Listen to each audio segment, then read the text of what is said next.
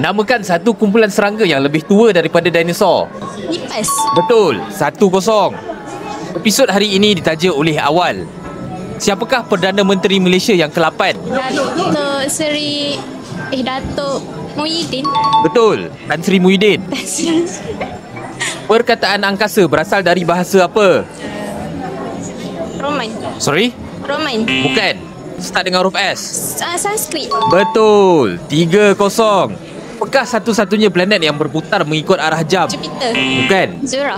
Betul, 3-1. Elemen apakah yang mempunyai simbol C dalam jadual berkala? Karbon.